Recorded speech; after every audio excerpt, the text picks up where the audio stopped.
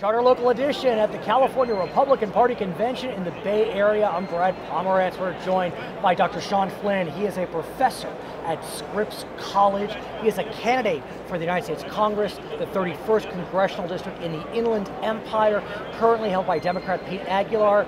Professor Flynn, why, oh why would you want to leave Scripps College to go to the United States Congress? Well, it's true. I have the best job imaginable. I've got tenure. I've got really bright, intelligent students. Job for life, you know, something. And Scripps, Claremont colleges. Yes. I mean, those schools are becoming the cream of the crop. They are. If not already. They are. It's the best place in the world to be an undergrad.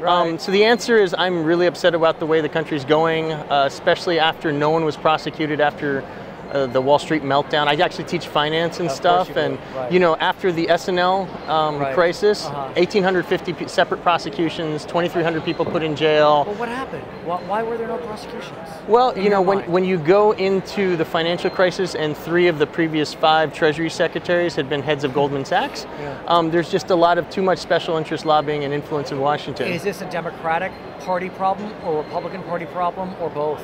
I think it's a systemic party problem. The only party that actually has any inkling or initiative, though, to actually regulate industries properly, regulate the government properly, keep things small, and keep competition, though, is the Republican Party. But one could argue that the crisis of 2007 and 8 was caused by underregulation, no?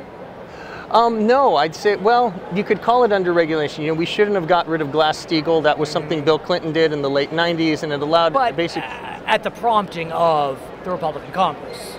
Well, they went along with it. I mean, it was a bipartisan thing. People thought we'd be able to compete with London and all the investment banks there that could offer one-stop shops. But, you know, what ended up happening is, you know, we have an economy now where it's heads I win, tails you lose.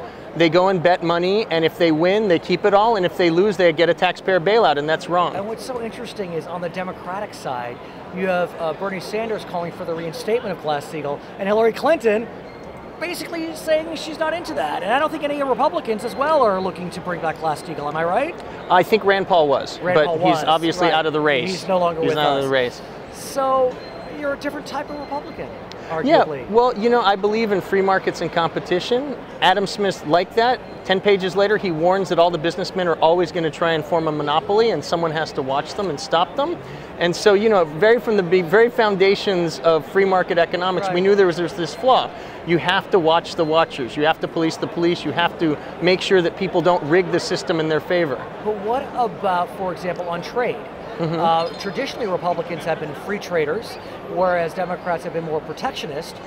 If the nominations go as we expect, arguably, Mr. Trump would be more protectionist than Mrs. Clinton.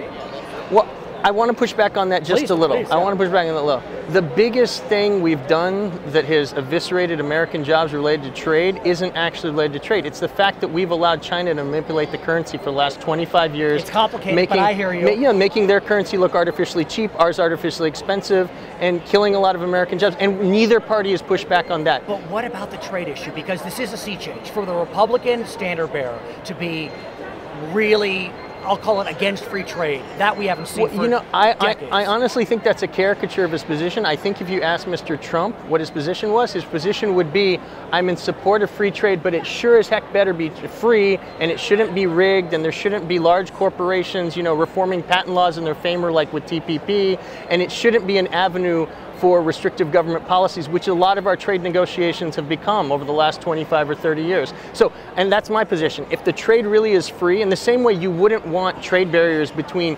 California and Arizona, that would be stupid, right? If there's actually free trade and competition, that's all for the best. But we have trade agreements that have really been rigged, in my opinion, against the average person. His name is Dr. Sean Flynn, professor at Scripps College, candidate for the United States Congress, 31st Congressional District. I'm Brad Pomerance at the Republican Convention in California. Charter Local Edition.